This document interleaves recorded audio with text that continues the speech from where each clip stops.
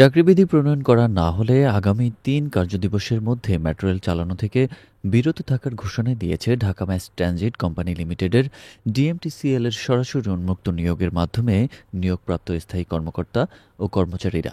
গতকাল সোমবার সংবাদ মাধ্যমে পাঠানো এক সংবাদ বিজ্ঞপ্তি থেকে এ হুঁশিয়ারি দেন তারা।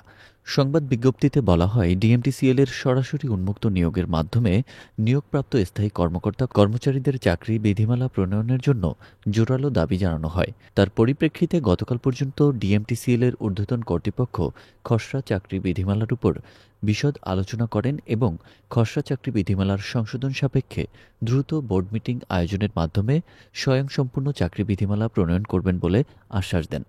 এর আগে গত ১২ সেপ্টেম্বর এক পত্রে সড়ক পরিবহন ও সেতু মন্ত্রণালয়ের উপদেষ্টা স্বয়ংসম্পূর্ণ চাকরি বিধিমালা প্রণয়ন করার জন্য নির্দেশনা প্রদান করেন।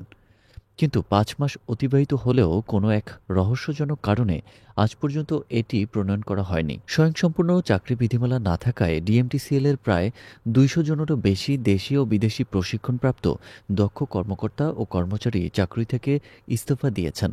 ফলে মেট্রো রেল পরিচালনা ও রক্ষণাবেক্ষণ হুমকির মুখে পড়ার সম্ভাবনা তৈরি হয়েছে।